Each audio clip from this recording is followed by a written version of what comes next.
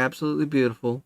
Starting the streams again, getting those out there again, so that way I can continue. And of course, Test. Yep, I can hear you. Test. 1, 2. Yep. I've got to restart the Rumble stream because that died on me. So while he's pulling that up, Paul, can you still hear me? I can hear you.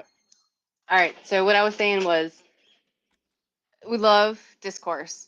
So if I ask any questions, it's not in any way negative.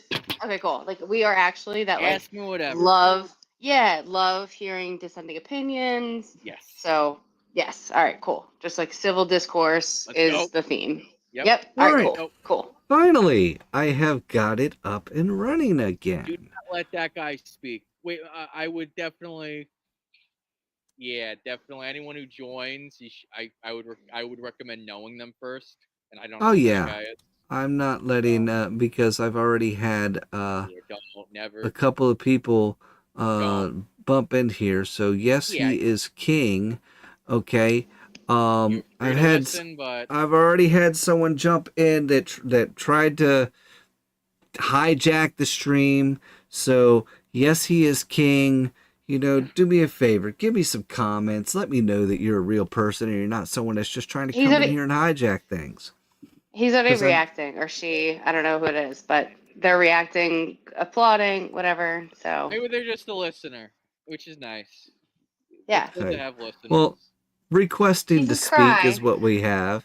You know, you better not make us regret it. All right. Look. I'm gonna allow you to speak, but I'm gonna be prepared to boot you if you come in here and try to pull some shenanigans. So I'm gonna go ahead and allow you in. But we love shenanigans. Some shenanigans. Some shenanigans is fine, but not the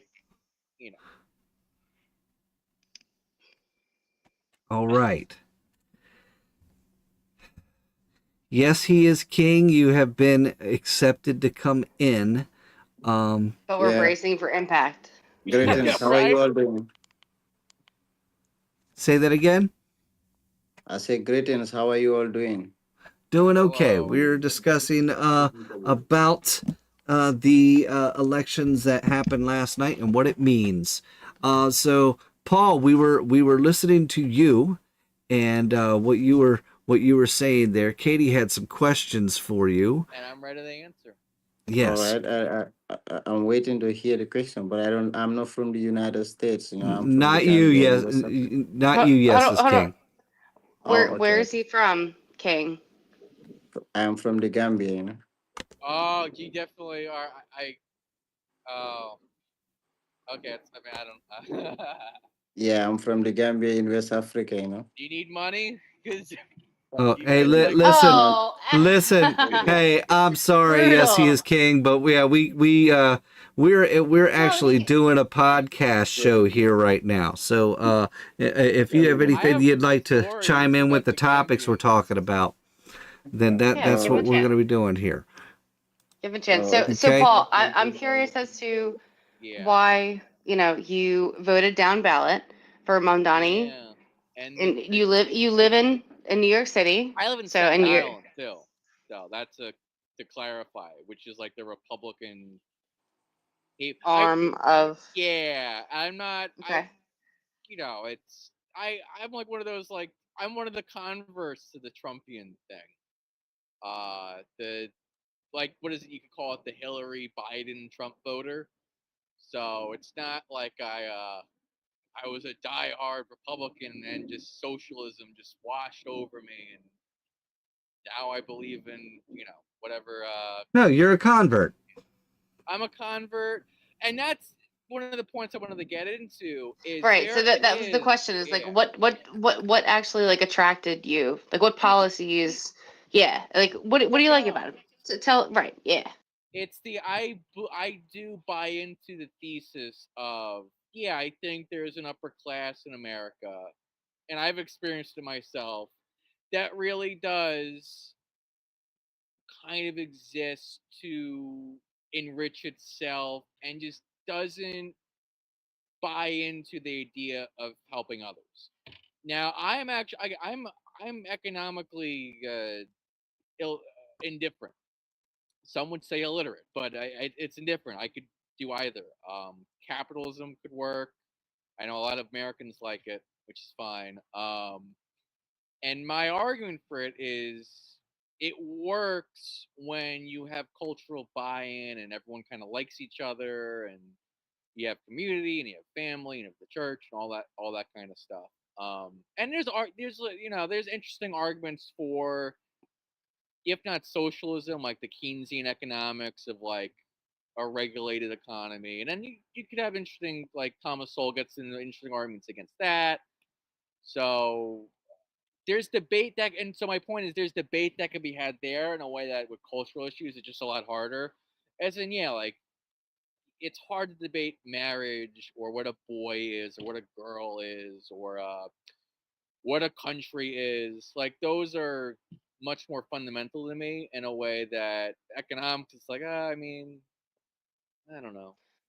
Sorry, but to me, you're arguing the policies and the premises of communism or socialism or whatever. Communism, right. They're different. They're communism. I agree. So, but I'm asking about specifically what Mamdani campaigned on. Yeah, that you like. So buses. he campaigned as a socialist, but what are the premises that he said he was going to do that sold you? Not what won you over about Mamdani? Yeah. What won you over? Yeah, the free bus was free bus, childcare, and what was the other one? Freeze the rent. And the idea being you're gonna pay for it taxing the rich. Now I know a lot of people are skeptical about that, but here's the thing.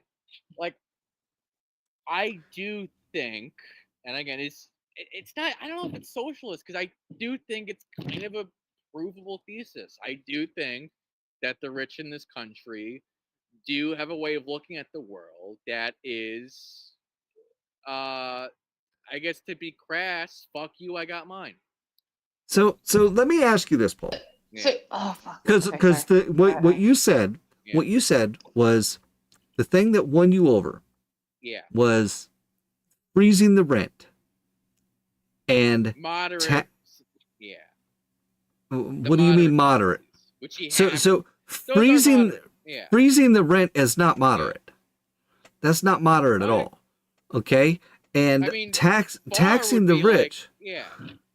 Taxing the rich. I mean, so I want to ask you this here, okay? How much should the rich be taxed? I don't know. I know as they want as least as possible to keep as much of their money as possible because they feel they've earned it.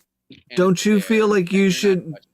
So don't you feel like you should keep as much of your money as possible? No, absolutely not. Because if you think that, capitalism's not going to work. Because then it's going to become a breeding ground of all against all. Well, capitalism is all about. I provide a good or a service, and you pay me for it. But if I'm not giving you my good or service, you don't pay me for it, right? So then I have to market myself to make you want to purchase my good or service. Correct? How's it worked out? It worked out phenomenal. America. It worked out phenomenally for 200 years. Okay. It did. We were the number one nation in the world. It wasn't until we started implementing all these welfare programs. Yeah, I know. Yeah, right. And I'm sympathetic to that. I don't know. So capitalism isn't designed to benefit all. Because hold on, Donnie, Donnie, you made a good point. Your original point was, okay, so tax the rich. How much of a tax is acceptable? How much? Then you posed the same question to you, Paul. So Paul, how much of your income? So let's not talk about the rich. I don't have any income. I'm broke. I don't have a job, which I probably confirms. I guess. So now I was about to say. So now we kind of know. So how do you survive? I live with my mother. I'm 28. I'm one of the, what is it, the they call it. I know Shapiro calls it the credentialed useless people. So your mother pays for everything and pays for everything for you, is what you're saying. Right. Okay. Which she so was out of work for a year, and there's a lot of yeah. in this scenario, you're already exercising socialism because you are already living off of her income. Yeah, see, I as opposed to providing your own. I disagree with the whole framing because it's fundamentally an individualist framework that I think is corrosive and bad. So let's look at the collective. Hold on. So let's look at the collective. And so what you said, hold Paul, on. So the whole point of that is because I want to get to, I want to stay on this real quick for a second. Okay, as I was saying, capitalism is intended. It's not intended to work for everyone because capitalism recognizes. Hold on, Paul. You gotta pause. You gotta let me finish. Okay. I know what you're gonna say, and it doesn't work. So what am I gonna say? You're gonna say, what was the sentence you were gonna say? It's not intended to work for everyone, and it's like, yeah, I know that's a problem. But that's a massive problem. Okay, now, but you didn't let me finish for the other part of the statement as to why. Okay. All right. Because capitalism recognizes that there is no perfect economic structure and there never will be. Because humanity is not perfect. You are always going to have lazy people who don't want to do things. You're always going to have dishonesty. You're always going to have people that are going to do evil things and take advantage of others. Period. No matter what, you're never going to end it. It is human nature. Okay, so capitalism is designed to reward those who do for themselves. Okay, and socialism is designed to punish those who do for themselves and take that and give it to everyone else that doesn't do for themselves. So it's individualist in that way, you'd say, right? Because that is the nature of life. See, that doesn't. That nature. So yeah, where's the church in all this? Where's the community? Okay. So hold on. Okay. So in the capitalist society, we also believe in kind of the altruistic nature of people, right? We also believe that those who have done for themselves and have the means to contribute to society will, and largely they do. Yes. So the question, hold on. So the question that then I have to you, Paul, is who do you have more faith in? The individual who has done for themselves, has made a life for themselves, has made wealth for themselves, and then chooses to share it. Come into to come into a church or a community and share it, or in your model, the government that comes in and takes it. Takes it and then says, and that encourages people to hide it. That encourages people to hide it. Donny, and then says they will do altruistically, but we can see the fruit of that tree, right? Which is the sorry, COVID brain. I have COVID, so I have COVID brain. I have it too. Hold on. Right. So who you see what happens with the insider trading with the senators and the House Republicans, right? The people who are in power, who are actively, taking wealth for themselves, who are campaigning on socialistic policies, coming in and saying, people like Mandani, who are saying we're going to make this free, that free, this free, but when they actually get into power in government, they only do for themselves.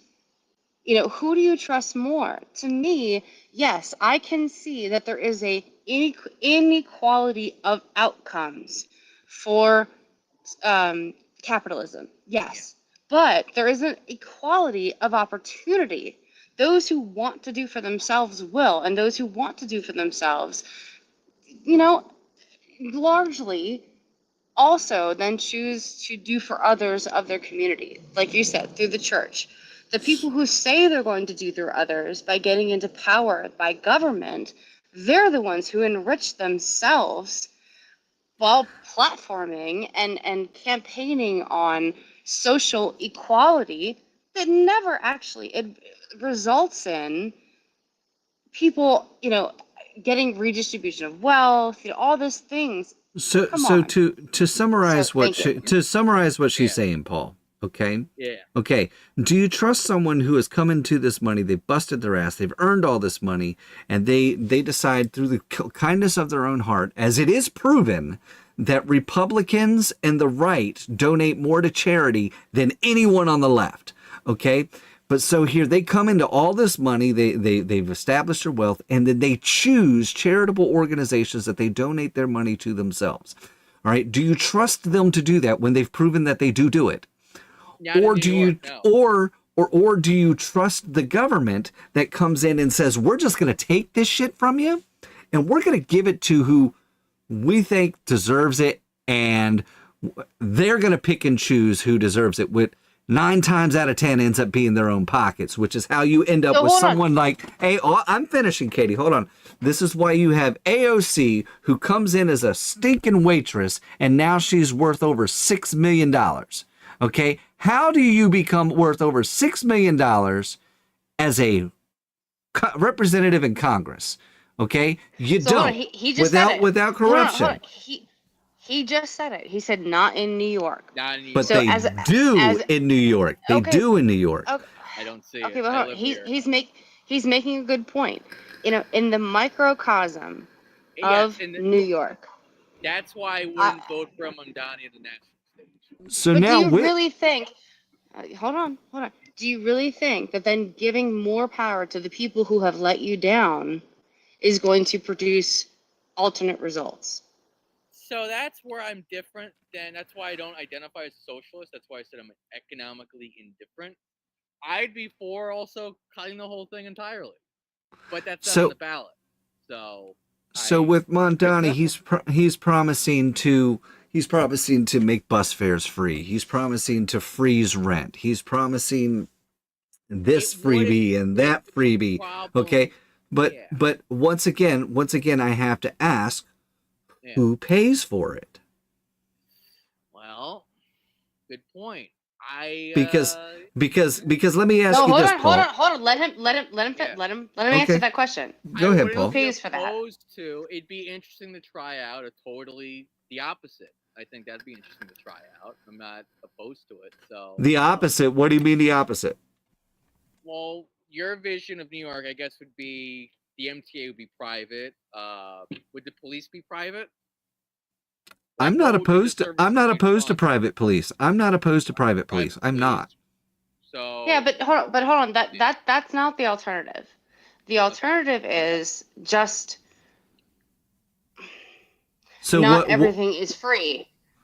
Not everything is free and seized by the government, right? So your model, Paul, is seizing more wealth from everyday people, including billionaires, right? Because that is the everyday people of New York City, right? That is the constituency of New York City. They have billionaires. They also have you, right? So you're saying that you are for them taking more wealth from you to then be redistributed by the government. What we're saying is, no, we don't think that the government is the most altruistic, the most efficient, right? Like nothing that we've ever put into the hands of government has been more efficient. It's never benefited the people. It's always been inefficient, and all of the government, the funds that we pour into taxes, et cetera, seem to disappear.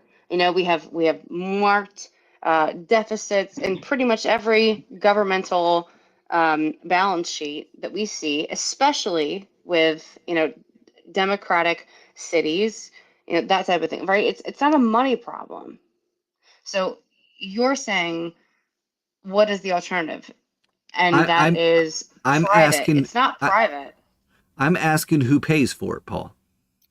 Because let me elaborate as to why that question is important. Okay, you say that you don't have a job right now. Yes. Let's say that you scored a job as a bus driver. Yes. Okay, congratulations, you're now a bus driver. I've just made you a bus driver. You are now employed. Okay. Yes. Your job is to drive that bus. Yeah. Okay? So you drive that bus and people get on that bus and they're all riding that bus for free. Okay? So prior to this model, the bus fees paid your wage. But now they're not paying the fees. So now the bus fare is free. So where does the money come from to pay your wage? Same and place that's Staten Island Ferry gets it. Well, that's where Mondani is saying it has to be paid through by taxes. Okay, so now the taxes, okay, in order for the taxes to pay for everything it's already paying for, and now more, okay, that means that taxes have to go up. Well, what Mondani is promising is that he's going to tax the rich and the white people. He flat out said that. I know that part. The rich and not rich white people, but rich and white. Okay, you're white. Okay, so why is it suddenly the responsibility of white people to pay for people to ride buses for free? Okay, now if I were living in New York City, I'm not rich, I am white, I would see my taxes go up because I'm white, as Mondani promises. What would I do? I would move. I would leave. I would go to one of the other cities. Okay? Vote with my feet. Goodbye. And get the fuck out. So now, what happens when all of the rich and all of the white people, well, first, all of the rich people, now it's just all poor white people such as yourself that are paying for these free fares for everyone. Okay, so now all the white people leave. Now, who's paying for all these things that Mondani promised? Well, doesn't the government just collapse at that point, and then you get the libertarian sort of? No. The altruistic. So what happens from when the government collapses? What happens from that point is now cities are promising things to their constituents, and they pass legislation within their city. So now the city goes to the state government. This happens in Baltimore. Baltimore, a few years ago, they promised all of their graduating students that they would get the first 2 years of college for free. Baltimore, which is already operating on a massive deficit, they're promising that now all of these Baltimore City graduates got to go to college for 2 years for free, merely because they lived in Baltimore City. But Baltimore City didn't have any more money. But too late. The legislation's already been passed. It's promised. So now Baltimore City is on the hook for it. Baltimore City and its budget is ultimately the responsibility of the state of Maryland. So now the state of Maryland ends up having to cover that promise that was made by the city of Baltimore. So then what happens? What happens is you end up with my son, who graduated the same exact year as these other kids.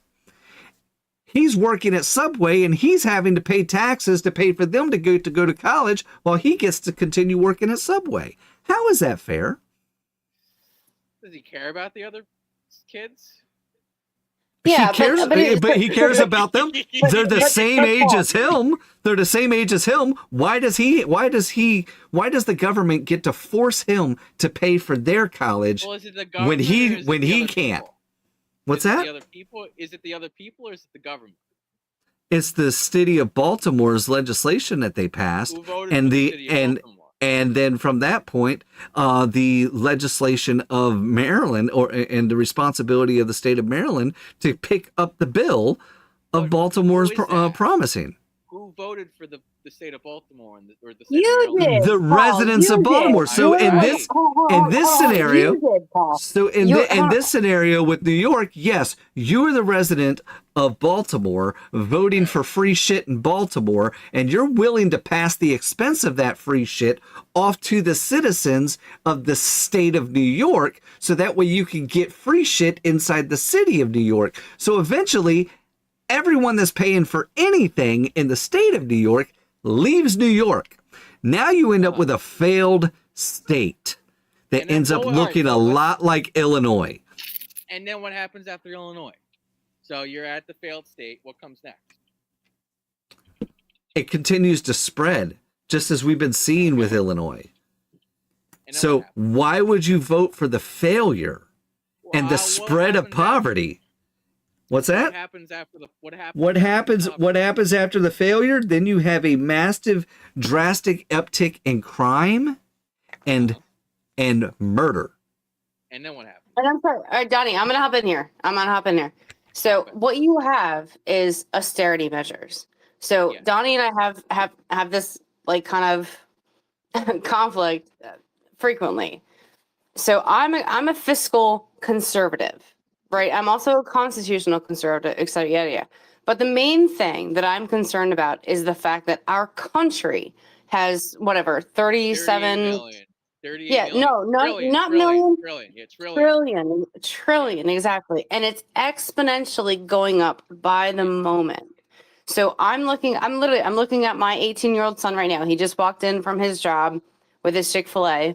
And what I can't deal with is the fact that we are making decisions as a country that are going to saddle my son's generation, your generation, with the aftermath of all of these promises, right? And there's only certain steps that can be taken. And the steps that can be taken are austerity measures.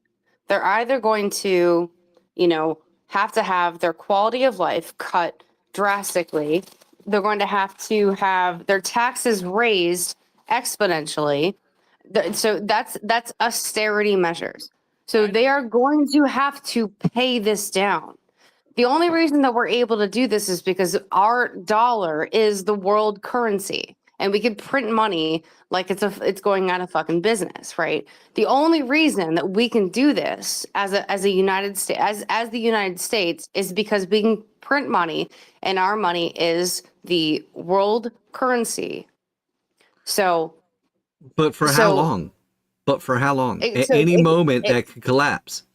And it's already happening. And so, Donnie, hold on. It's already happening. So the Social Security, they're already saying, okay, we're going to have to raise Social Security. You and I aren't going to be able to retire and collect Social Security. It's going to go from 65 to 67. That is this tiny little blip on a radar. Like they're acting like that's going to actually affect the $38 trillion debt, not debt, the deficit. The deficit is what is occurring on a yearly basis. So I'm sorry, Paul, but you're talking about all this free shit that, and Donnie's trying to press you on who's paying for it. And here's my thing. If it all just collapses, don't we get what you guys want anyway? No. So what do you guys want? No, we don't. So let me break that down. Let me break that down. Let me break that down. Let me, Katie, let me break that down. Okay. So first off, I revert back to the question that I asked earlier of who pays for it. How much should the rich be taxed? Okay. If we were to tax all of the millionaires and billionaires at 100%, starting today, it covers like $6 trillion or something like that. It doesn't even cover an entire year. Really, I did the math. It covers it covers a single quarter. It covers a single quarter. Okay, and now you've got all the millionaires and billionaires living in poverty right alongside you. Okay, now from that point, everything completely collapses. The dollar collapses, and we immediately overnight convert to a third world country. Isn't that where we're going anyway? No, it's not. Not if we vote responsibly. Not if we start to make changes. All right.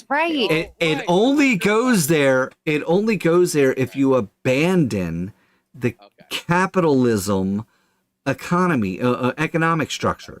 Okay. So what's your way out of it? What is my way out of it? It's real simple, and I'm really glad that you asked that. I really am, because that's actually where I was wanting to move next in the discussion. Okay. Yeah. So we immediately have, all of these. Sorry, I'm pulling it up here so that way I can. I know about the 38 trillion. I know. Yeah. 1 second. I know a way out of that. So a lot of young people, not just me, they look at that and go, all right, well, where's my cut before this all fucking collapses? So okay, so I'm sorry, I'm trying to get back to where I was because everything crashed on me. If you This, remember, by the way, is an argument against democracy and the ability for people to vote themselves stuff. well, no, hold on. What's an argument against democracy? That it doesn't work long term once the populace can vote themselves stuff. So the issue is as we've said before is you know, you can always vote your way into communism, but you have to shoot your way out. Right. Okay. Sounds like a democracy problem. And that's effective. Well, here's the thing. We're not supposed to be a democracy. We're supposed to be a republic. What happened? That's well, funny. and I can tell you exactly what happened there. What happened there is Woodrow Wilson came along. I know. And, no, I know that story. Woodrow Wilson started pushing a lot of social programs, which then evolved into what we have now. And we started losing our republic because of that. So okay. Why don't Reagan people like me when I tell them to just take away the vote? I'm all for taking away the vote. Listen. I've said this before. I am all for taking away the vote, abandon that vote, get rid of it altogether. I don't feel that. Hold on, God damn it, everything's going to shit here. Hold on, I'm letting you in a second, Katie. Here you go. All right. No, I'm all for taking away the vote and restricting who has the vote because, frankly, I think too many damn people vote. I'm even willing to surrender my right to vote in order to limit the vote. I feel that it needs to go back to how the founders intended, where you needed to have a vested interest in the country in order to have any type of vote whatsoever. That's being a property owner, a business owner, anything like that. But the way I look at it is if you don't own property, you probably shouldn't be voting. However, since all these people that don't own property are allowed to vote, including illegal aliens are allowed to come in and vote, okay, then I bet that I've got to offset those votes. But I'm a strong advocate for limiting the vote. Okay. But as we had Mondami get elected and this big blue win last night and stuff like that, now we immediately have Schumer and Jeffries. Now they want to go ahead and reopen the government for optics reasons. Okay. I didn't see that. They issued this letter saying, hey, we're demanding a sit down right now. We need to get to back opening up this government. Of course they want to open it now with the blue win, so that way people that don't actually follow news and pay attention, they see optics. Hey, they got elected and the government's open. Okay, so that's why they reserved it. But meanwhile, and I feel like the Quartering nailed this whenever he posted, while the right was obsessed with who's platforming who. I know. There ended up being a clear blue win. And he's absolutely right in that. Because what we've been seeing... I didn't see a single voter turnout. Well, because what we've been seeing all across the internet for the past couple of weeks now has been... for the past few weeks now has been all these conservatives at each other's throats.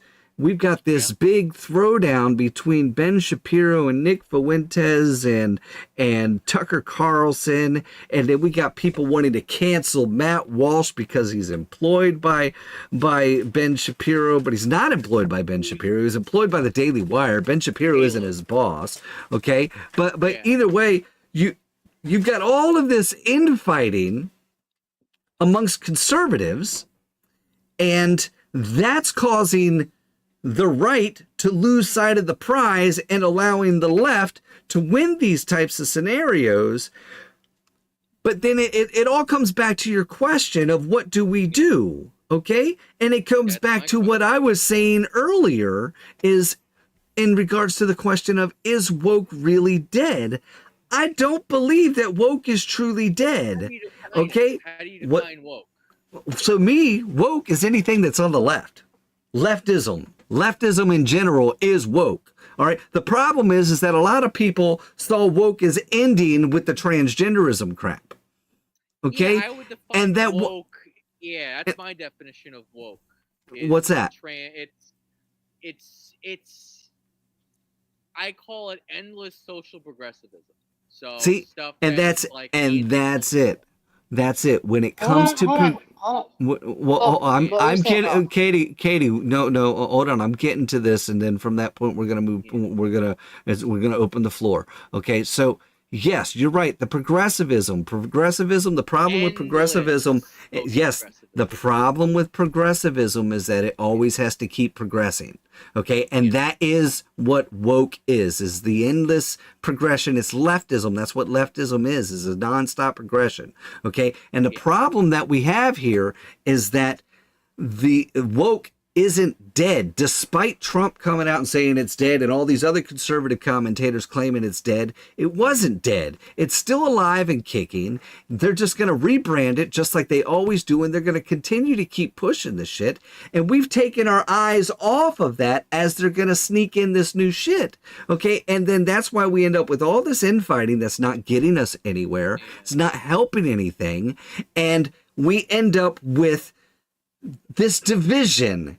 And we need to recognize that Ben Shapiro and Nick Fuentes and Tucker Carlson are not accurate representations of conservatism or the right. Okay? Katie, I wanted to talk about that. Is like, what is the right? And Katie and I had this discussion and dive into. I'm just going to set the premise of it. Okay? When it comes to Tucker Carlson, when Tucker Carlson was let go from Fox, it was an exciting time. Everyone's thrilled, thinking, oh boy, he's been unchained. He's been released. Now it's really going to go off the rails. Okay. The problem is that we kind of needed Fox to keep him grounded because he went totally crazy into all sorts of conspiracy theories. And then you got Nick Fuentes, which is just a straight up white nationalist Nazi. And I'm sorry, he does not represent the right. And then Ben Shapiro, I mean, let's all face it, he is an Israel first guy. Okay?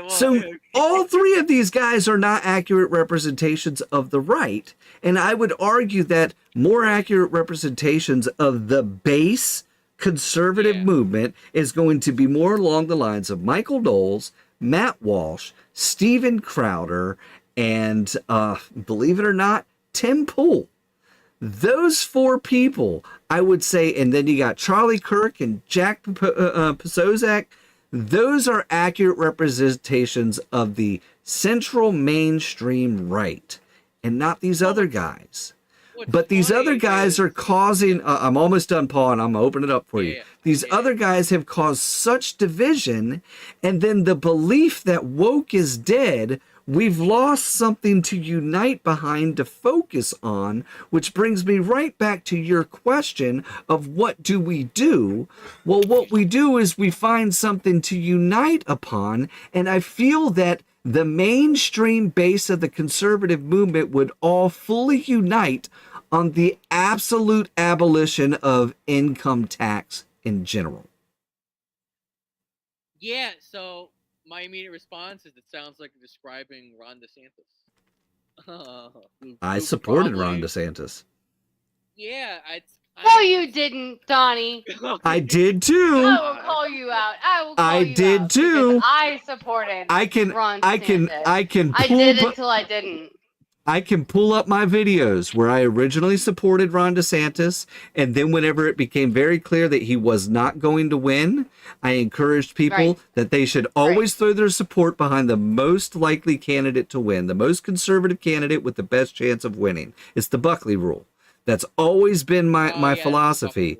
But I originally did support DeSantis. Because we fought about that. Like, I originally supported him, but then whenever it became clear that he wasn't going to win, I discouraged people from supporting him because I didn't want to waste votes. Yeah. All right, Paul, do your thing before I say anything.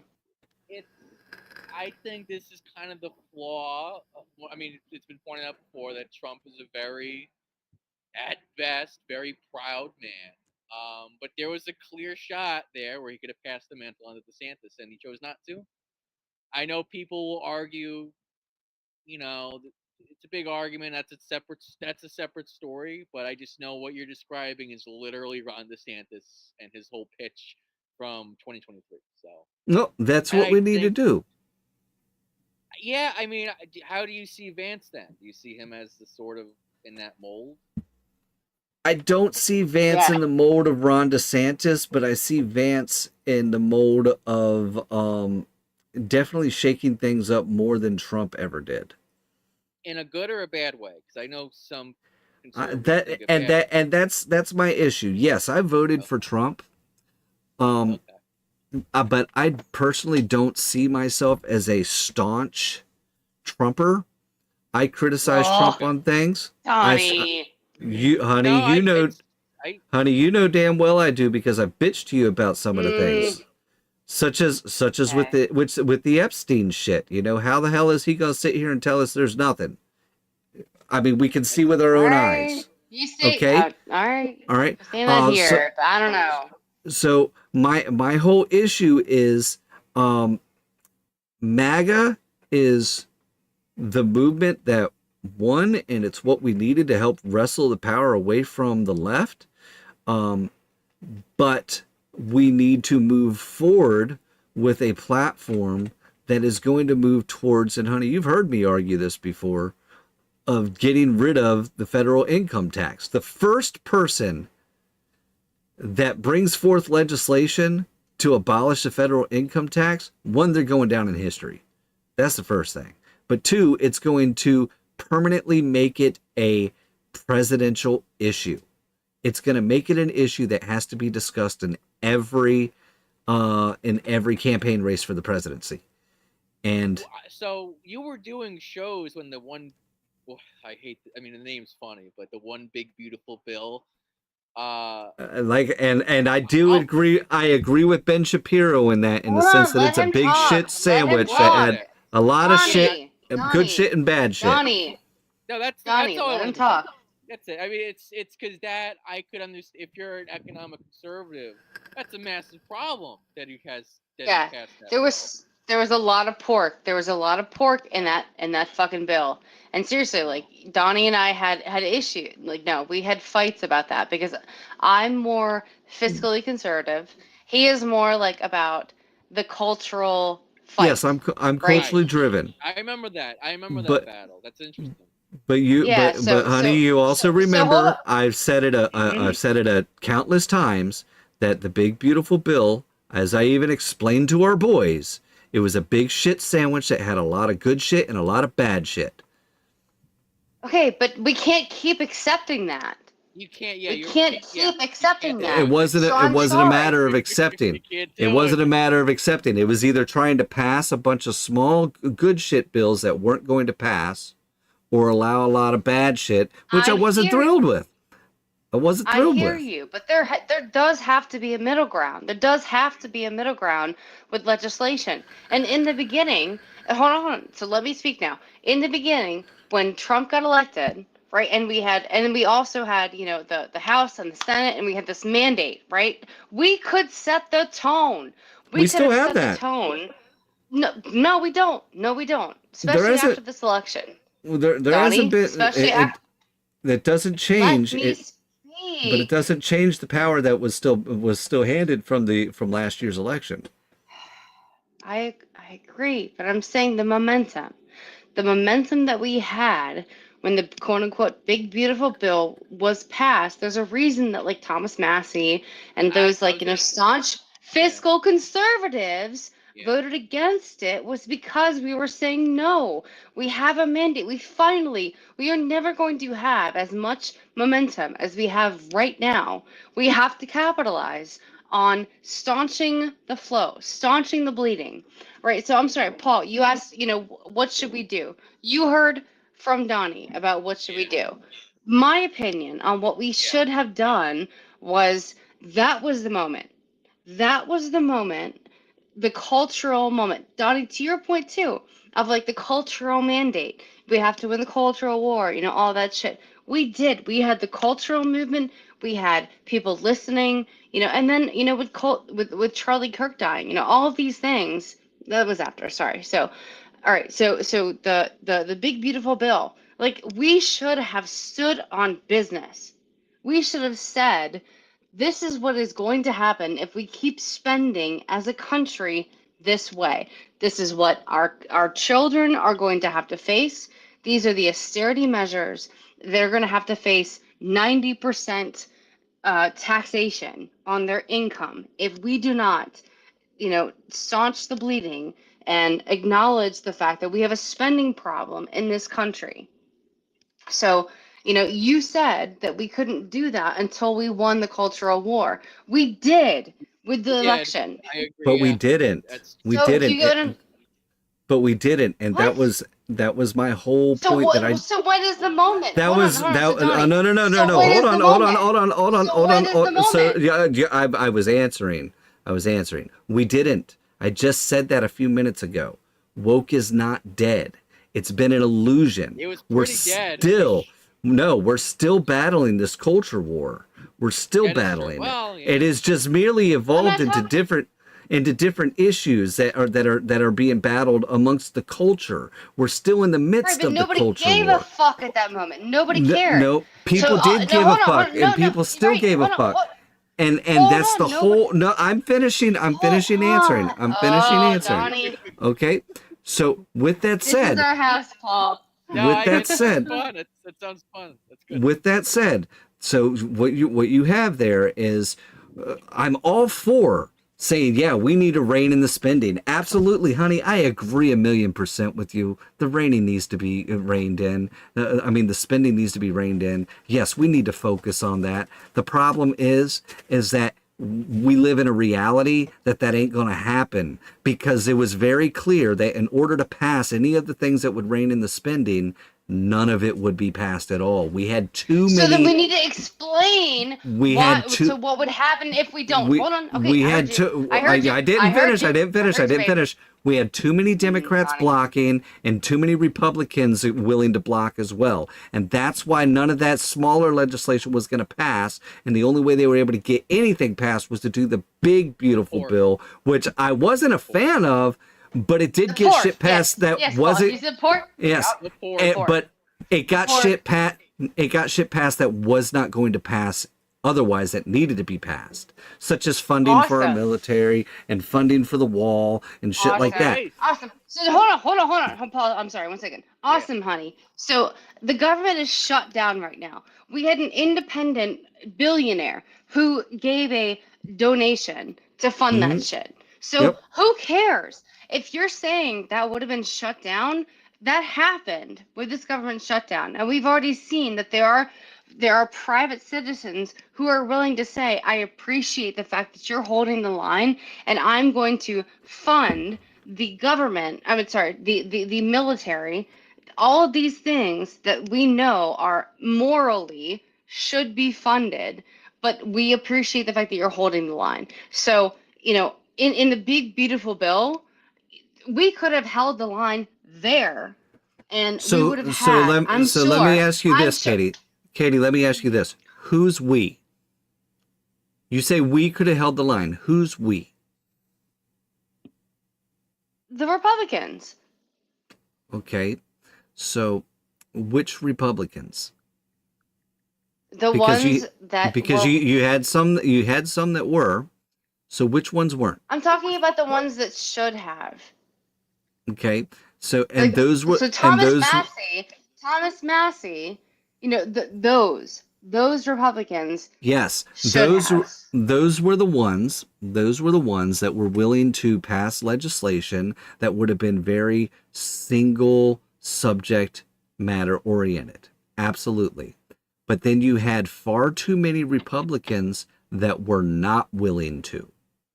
And you had and that's the problem. And you had every Democrat but I'm refusing sorry. When you have hold on. When you have have no chance of passing any legislation. Because you had your president sitting there and saying, you must pass my big beautiful bill. There was lobbying happening on every one of his press conferences, every moment that he spoke, he was not saying we must advocate for fiscal conservatism. He was advocating for the big beautiful bill, which was filled with fucking pork. So if Donald Trump had what taken you're the saying stand is, and so saying, you're saying it was Donald Trump that was responsible for passing the legislation, and not it was his bill. not we, but Donald Trump. Okay, so Donald Trump. So hold on, Donnie, stop speaking for me.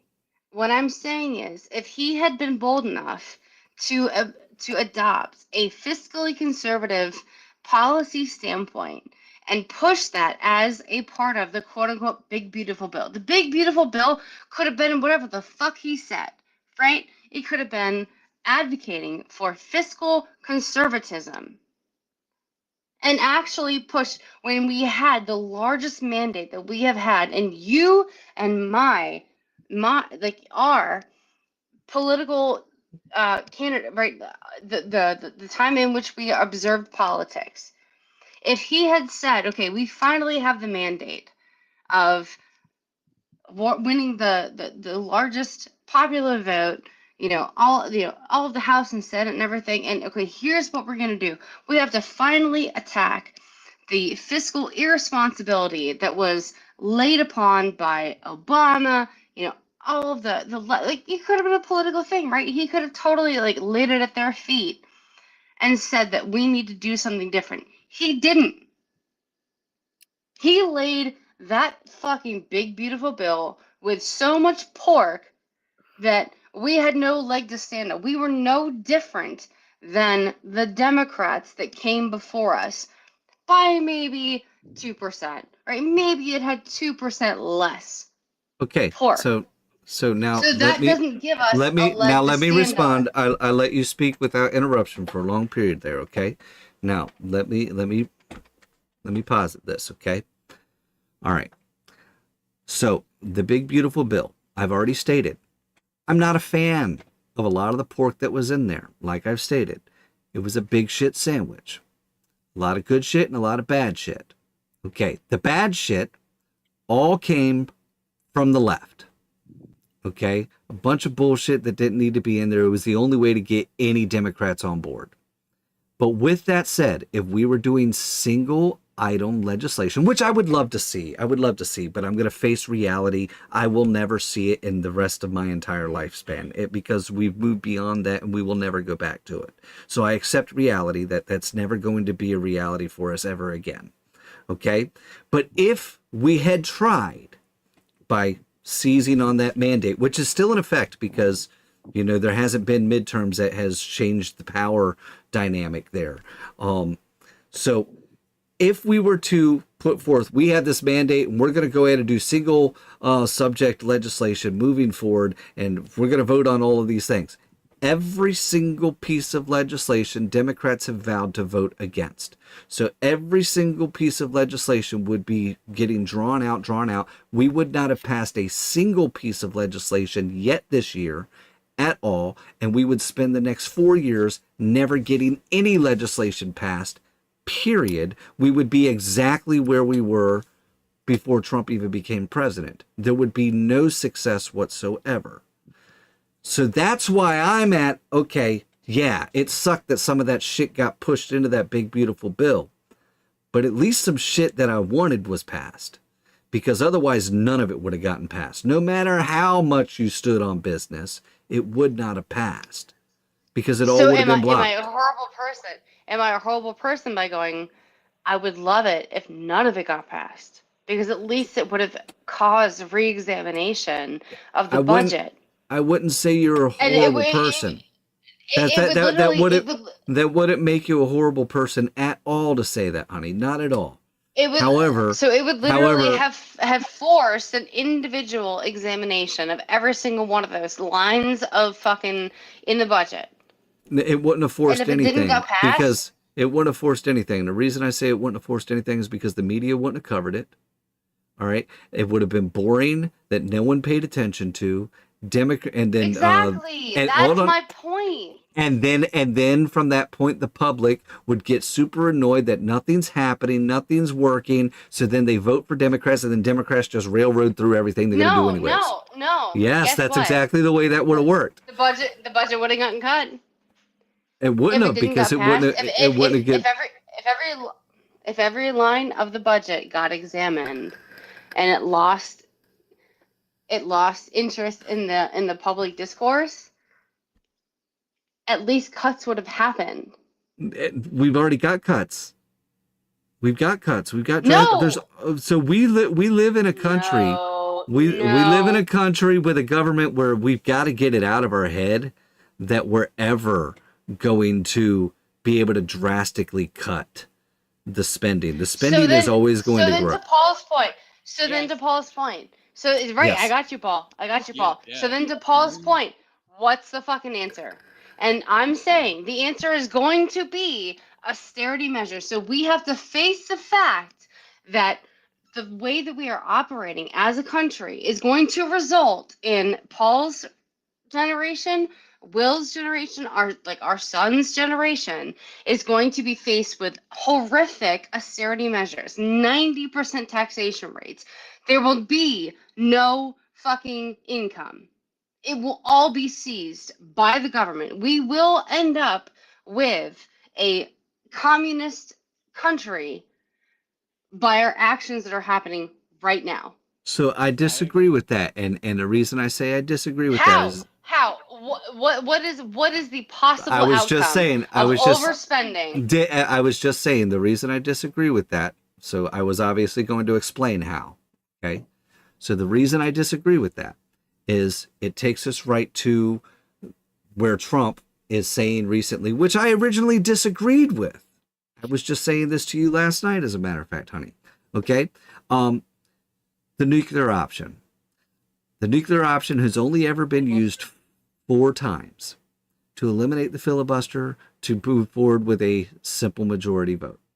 Okay, it's only been used 4 times. It's only ever been used those 4 times by the Republican Party in an effort to move forward appointees. That's it. I've gotten into so many arguments with leftists online saying this is a Republican shutdown, and it's clear that it's a Republican shutdown because they always have the nuclear option. And my pushback to them has always been it's only ever been used to move forward political appointees. That's it. And the left always claims anytime the Republicans do it that they're going to use it to push forward legislation as well. And my argument has always been I'm getting to that. I'm getting to it. Explain how the nuclear option I'm getting to it. I'm getting to it. Okay. My argument has always been that the nuclear option shouldn't be used for anything other than those appointees. However, now we have Trump out here saying that the nuclear option should be used in order to reopen the government. Well, that's moving beyond the political appointees that it's been used for. I'm not a fan of that because that is going to arm the left with the narrative of, see, we told you so. We told you so. But then at the same time, I'm sitting here saying, you know, it was back whenever Trump first got elected that I was on board with the suggestion of, okay, we should give the Democrats 12 months to allow us to pass stuff. And if they're not willing to get on board and help negotiate things equally and do some fair voting instead of just trying to stonewall, then we let them know that after those 12 months, we'll go ahead and just move to a simple vote majority if they're not willing to work with us. Well, if we're going to move forward with a simple vote majority to reopen the government, we might as well move forward with it for everything. For everything. So what legislation are you saying? At which point in time needs to be? And at which point in time, if we're going to move forward with a simple vote majority for everything, then we can deploy the single subject legislation such as what you're wanting, because we should have the votes in effort to be able to pass the legislation with a simple vote majority. We will not ever have it as long as we deal with the 60 vote threshold. And why do you think that the legislative body that passed the big beautiful bill with all that pork would use that power to then do something to address this $38 trillion? Because the pork that's in there was primarily all left-wing stuff, and it was stuff that was promised in order to secure Democrat it votes. Wasn't, and that was nope, and that was the reason that I had the issue with the big beautiful bill. It was not. It was not left-wing shit. There was right-wing shit in there. There was right-wing shit in there that didn't need to be in there as well. Agreed, but there was a bunch of left-wing shit left in there that they left in there in order to secure those votes. So hold on. Okay, so hold on. So why do you think that employing the nuclear option would magically resolve the debt that we have as a country? It's not going to magically resolve it, but what it will enable them to do is to... so why are you bringing that up? You asked me the question, so let me answer the question. Yeah, Okay, so let me answer the question, okay? So, it would not magically resolve it. However, what it would do is it would open the door for single subject legislation, which will allow them to address each individual issue to chip away at where our wasteful spending is occurring, to be able to chip away at that deficit. Would do that? And why do you think they would do that if the right equally contributed to the pork that made up the what big, you're beautiful suggesting bill? So what you're suggesting is that Paul, am I out of sorts here? What you're suggesting is that no one on the right wants to chip away at it. I agree. Except pretty much like Thomas Massey, the ones that were willing to vote no. Thomas Massey votes no on everything. Thomas Massey votes no on everything. Everything. Whether a Democrat or Republican proposes it, he votes no. He is the no vote. He is a guaranteed no vote on everything. That's why I love him. But if everyone's always voting no, then we're always in a deficit regardless. You have to secure yeses. You have to secure yeses. You have to. I hear you. But honey, I'm following your logic. In order to get anything passed, the only way that they were going to get anything passed was to pass that big beautiful bill. Okay? Unless they were willing unless they were willing to start with the nuclear option from the get-go. Okay?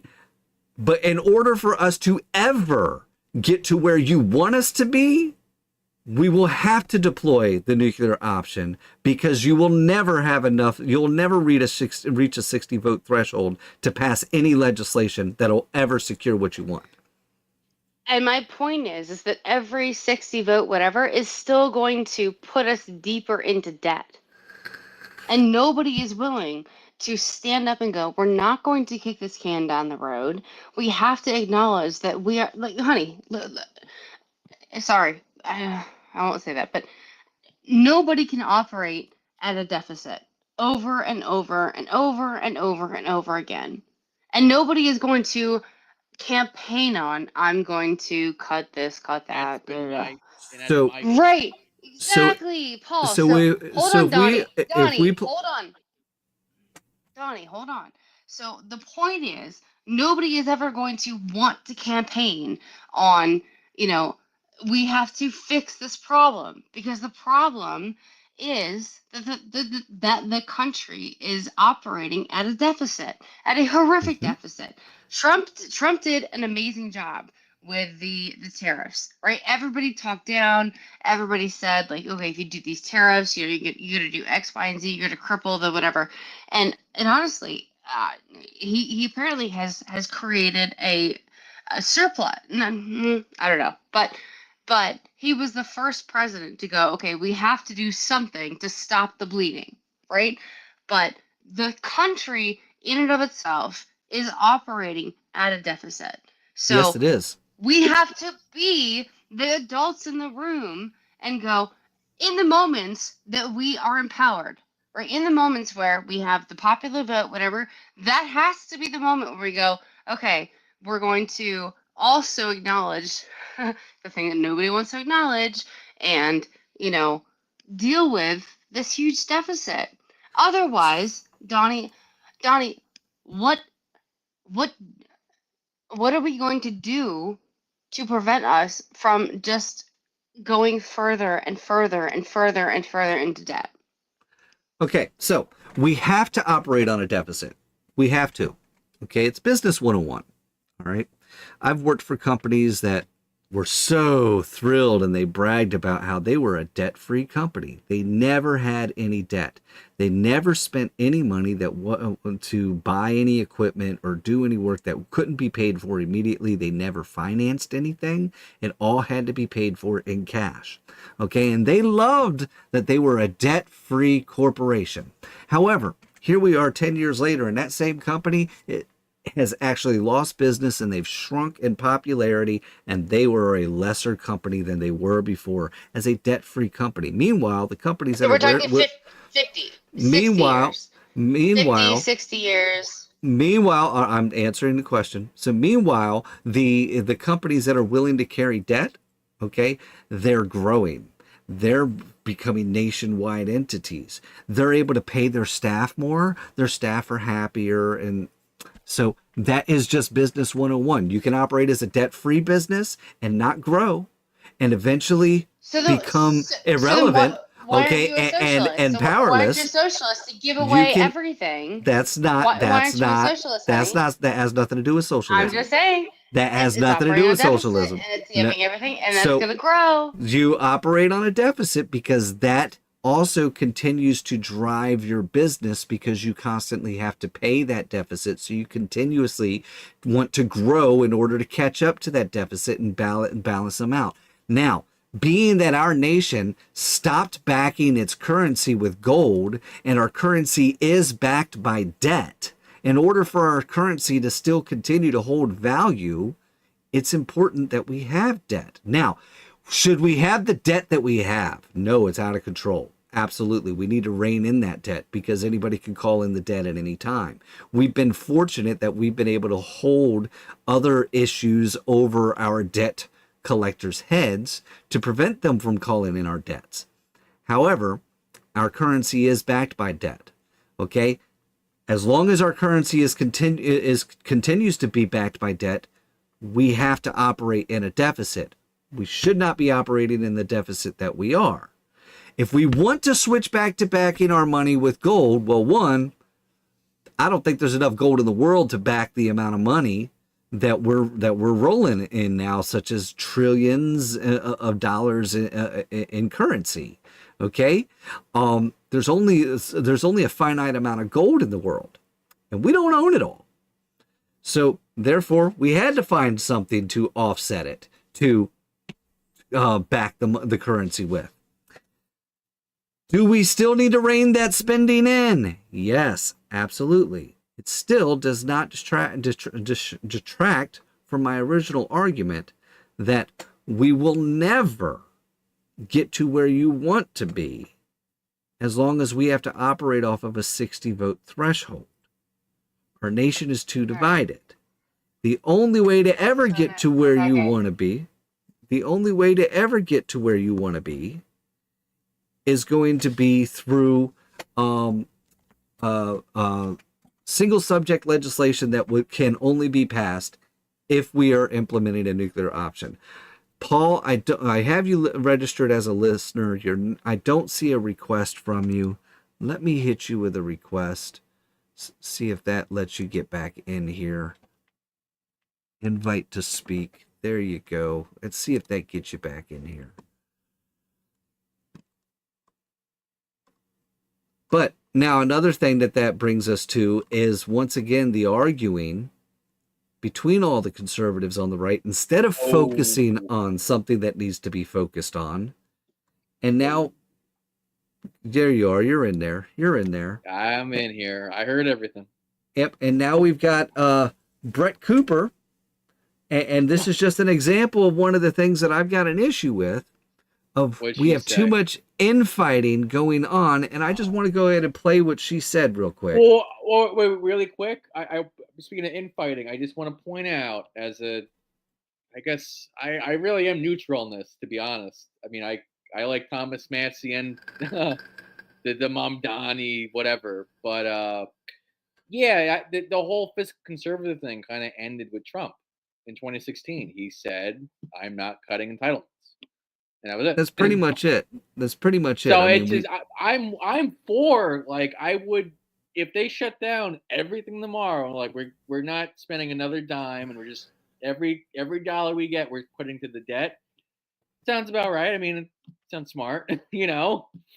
See, I'm all for shutting down all entitlement programs, but that's not Trump. But that's not Trumpism. And eliminating the federal income tax. You know, I feel that if there's that's not Trumpism. If any type of programs need to be funded, that should be done on a state level. Yeah. That's the way That's fine. But that's all I wanted to say. Is it's just that. But speaking of infighting, that's why there's infighting. It's like, it does seem like Trump is such a break from what came prior that I do think there's going to be this obvious rupture in what the right is going to be.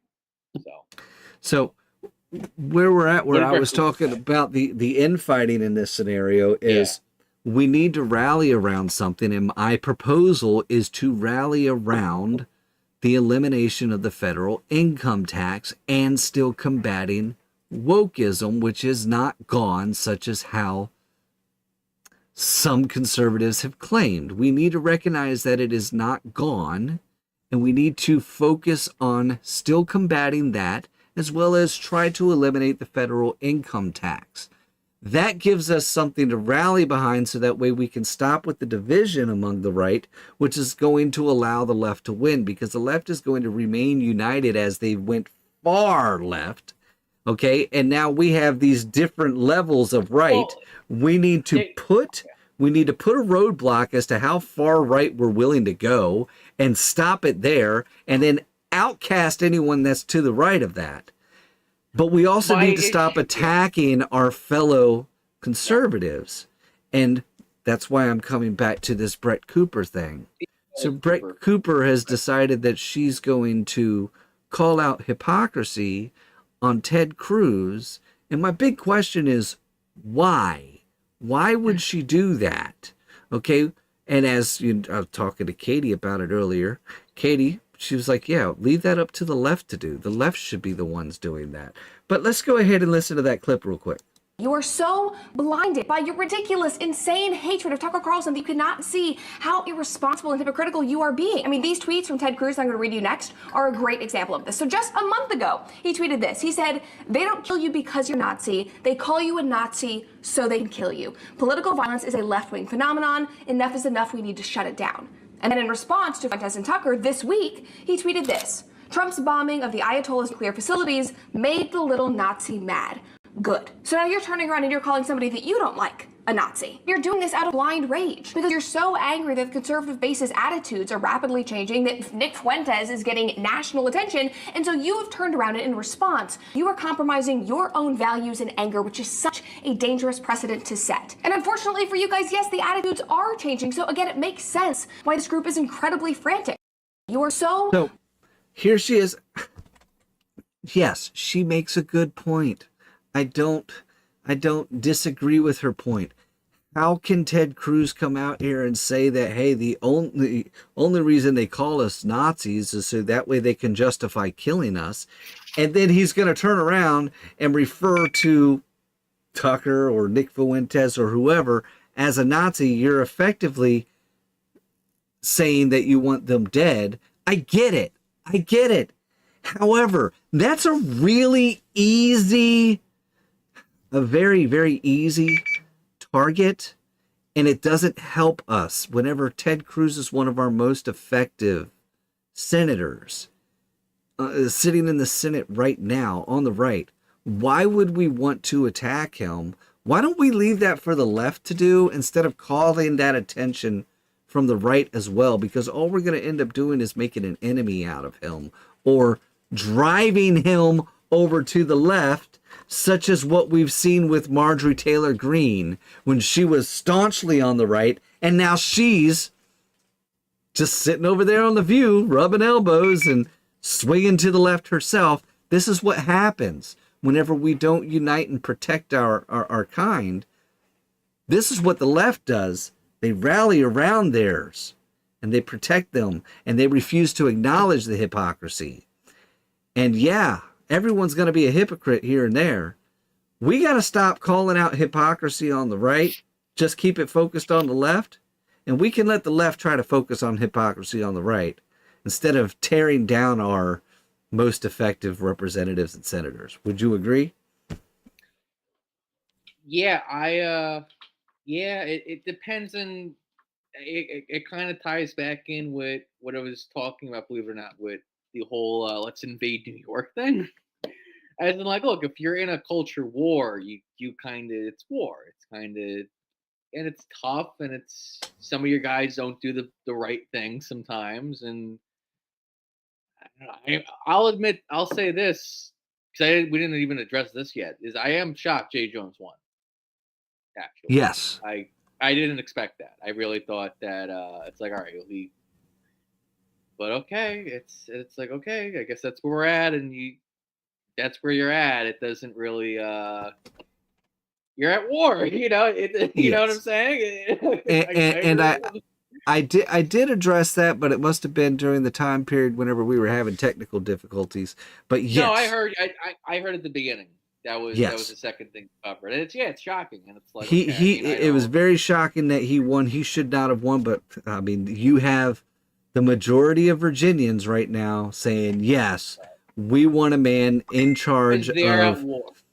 Because they're at war with you. That's why. It's like, okay, well then we're at war with you, and we'll just figure it out, and one of you'll win or I'll win, and we'll go from there. It's again, it's tough. It's not pleasant, but it doesn't help us at all. Doesn't help us at all. No. Absolutely. So now that does bring me into this other thing that I wanted to talk about real quick before we wrap up. Okay, when it comes to the Mondani election, okay? Yeah. What we have here, this is. I think it's time. Oh. This is people calling this a jihad. Oh. Here you go. I think it's time for Muslims to start to say, all right, so what? Do what you want. I'm gonna do what I gotta do, because it's about time to do that. And I know everybody has their own families and has an education and everything. It's just a question. We don't want to get doxxed, and we don't want to get suspended, and we don't want to get arrested. How gangsta are you? That's just my question. How much are you willing to do it? And I know everyone has their own risk levels, but at the end of the day, that's a question to ask ourselves. How committed am I to this? To what extent of my personal material gains am I willing to sacrifice for this bigger noble cause? So know this, that Islam will enter every house. Oh, this clip. Every house. Don't worry about the Islamophobes. They can yap all they want. The children will be Muslim. So Islam will enter every house. What's the question? Are me and you going to be a part of it? Are we going to take that become that sabab, that means, so that Allah puts all of that in your hisab? So you can be a part of this great victory that's coming, and wallah, it's coming. It's coming in every house, in every country. Today here in Australia, subhanAllah, I'm sitting here in a masjid that we have people all the way out past the second place. Look at this. Who could have imagined these many Muslims in Australia? And it's not going to stop. You can stop immigration. You can stop whatever. As you can see there in the caption, okay? Watch one of Zohran's interns explain that electing him is part of a jihad and holy war. Meanwhile, we have ISIS out here. Is that fake? That feels fake. I saw that image. I don't know if that's real. Is it real? We have ISIS out here declaring, celebrating the victory of Zohran Mondani here. All praise is due to Allah, and may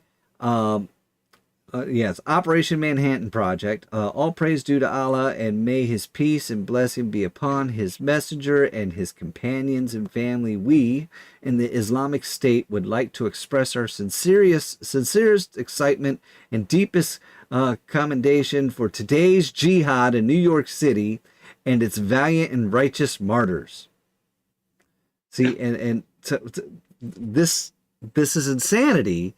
But at the same time, it brings me back to a point that I made just a few days ago, as a matter of fact, in a solo video that I put out there. I absolutely 100% believe that, yes, we're actually not divided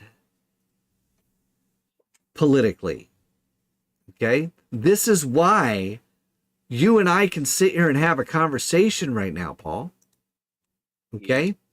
Because we're not actually divided politically as people want to claim. It's not Republican versus Democrat.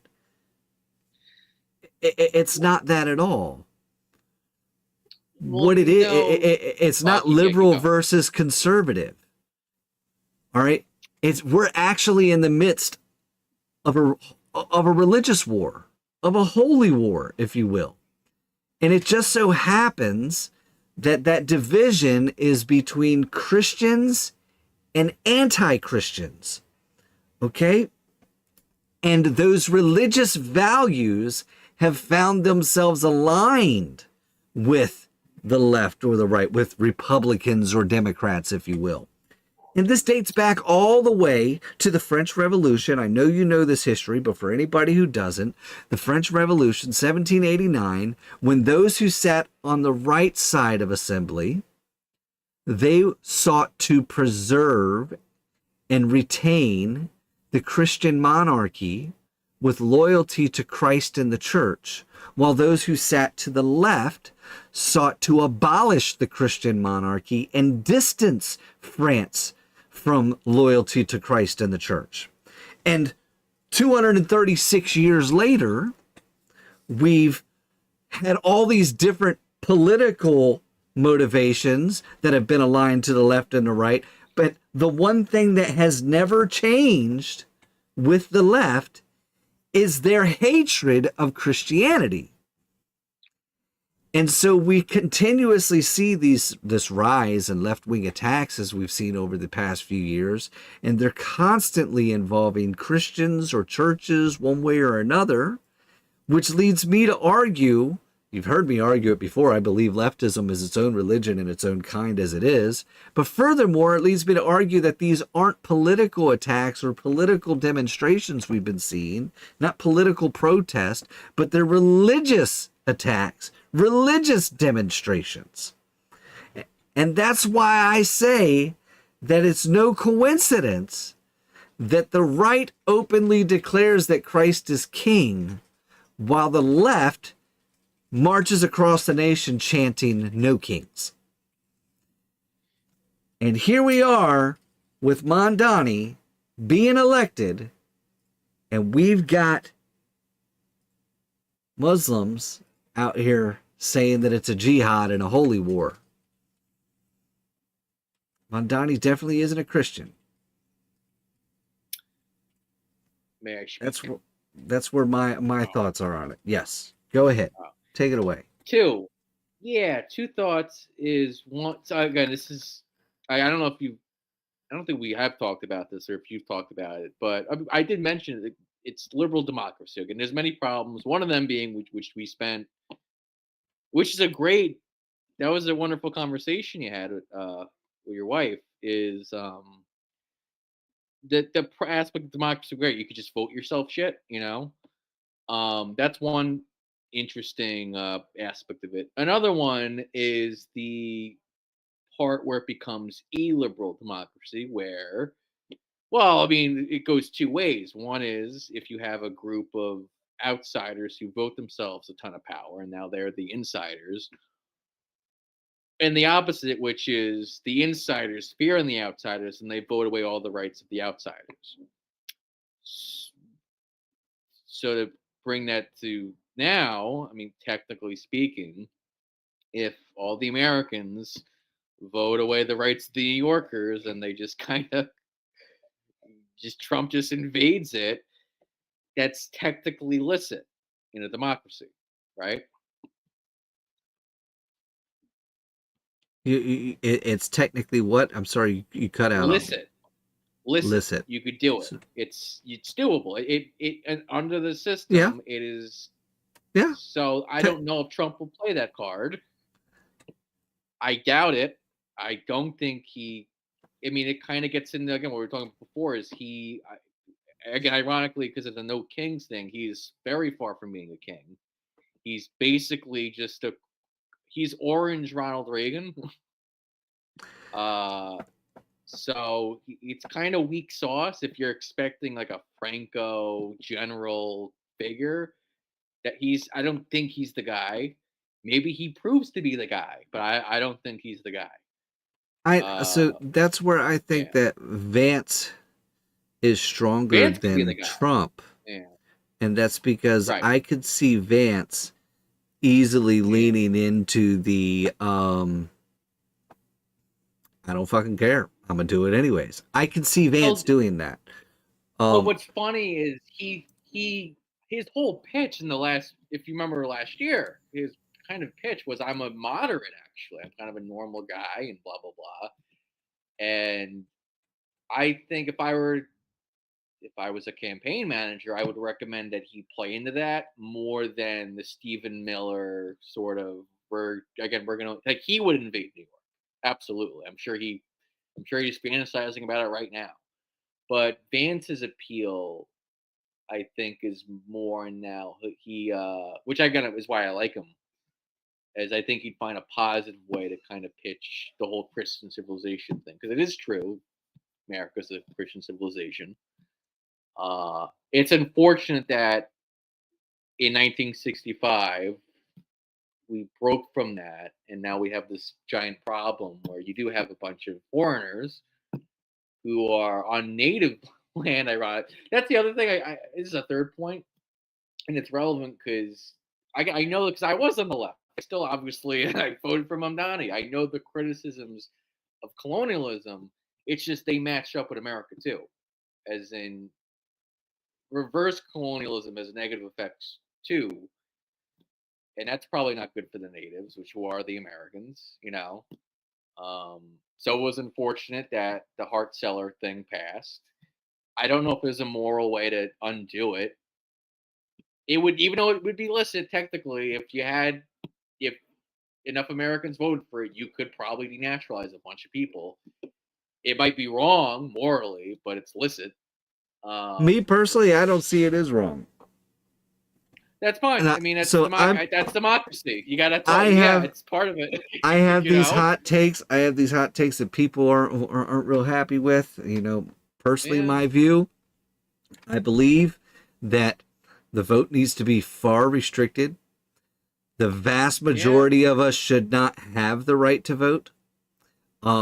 That's my first view. My second view is citizenship needs to be drastically cut back. We need to be deporting a hell of a lot more than just illegals. We need to be deporting, people that have been here for just a mere 10 years. Okay, anyone that's been here less than 10 years, they should be gone. Hell, I'd even raise it to 15 years. They should be gone. We need to pause immigration for 50 years to allow the total assimilation. Okay, that's what needs to happen.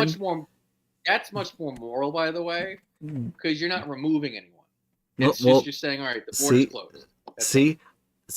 I think that anyone that's been here less than 15 years needs to go, along with also pausing immigration.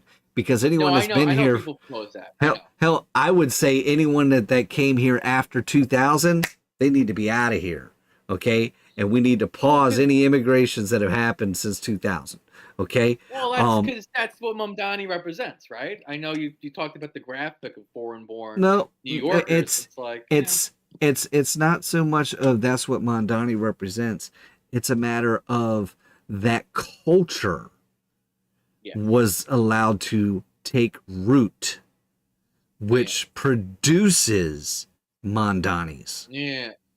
Okay, it's to rip out the culture that was allowed to establish itself. This is why we have that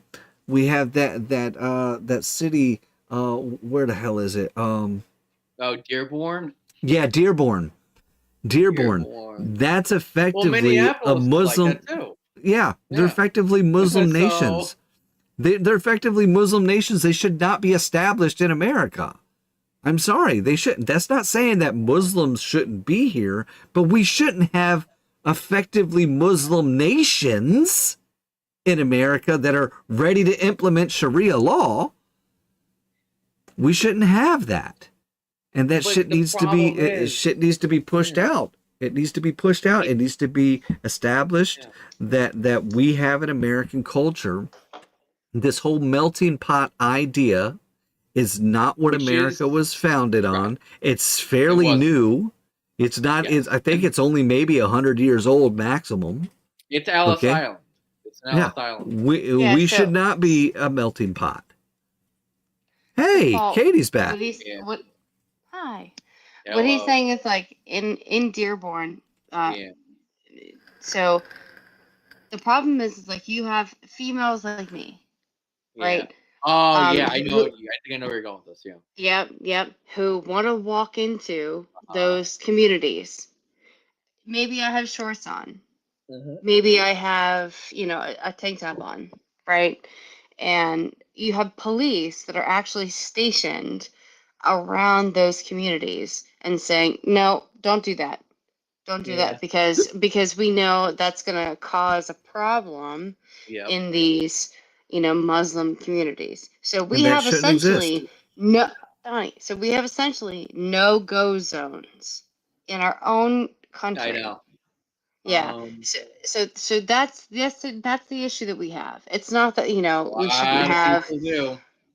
That should not exist in America.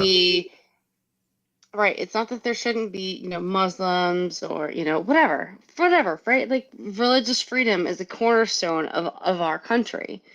But I should not have to be turned away by our own police because they know that if I cross a certain street and walk into these no-go zones in Dearborn, Michigan or wherever it is, that I'm going to cause a problem. Yeah. And sadly, I think that is the path. That's insane. I sadly think that's the direction that we are about to see New York go. I doubt it, but I kind of doubt because I don't know. It'd be interesting to investigate. Remember, he wants to tax all of the rich and all of the white people. So the rich and the white people are going to leave. Yeah. They're going to become. It's going to become a Muslim city. That'd be fascinating. And what's fucked up, Paul, is I told this to Donnie is, so the Exodus has already happened. So it is. Yeah, absolutely. So they saw the writing on the wall, and the whole like sports betting. Everything is bet on nowadays. So everything is like projected.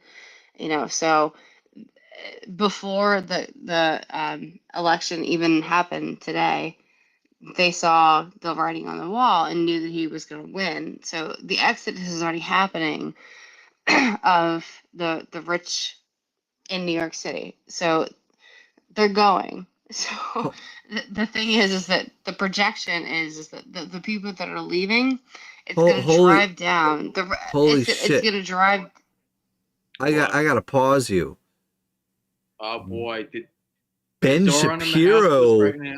Ben Shapiro was just on CNN. What did he say? I don't know. I just looked over and I saw him on CNN. I'm going, babe. Yeah, you gotta go. You gotta go. I was just saying, holy shit, Ben Shapiro is on CNN. What does he say? CNN hasn't had Ben Shapiro on in years. Decade. Whoa. Yeah, I remember that. The last time was 2017, I think. It's been years. It's been years. So that's, and it also had Anna Kasparian on there next to him. So I don't know. And I thought I saw that there's also an advertisement for Isabel Brown to be on CNN. What in the world is going on over at CNN? They gotta be normal. So, Well, anyways, I think that's about going to wrap it up for us this evening. Those were the things I wanted to get off my chest while I could before I, because come Friday, it's going to be old news. You know what I mean? So, Paul, you're welcome to join me on Friday whenever we find out what else we're going to talk about. Yeah, if you I'll be here.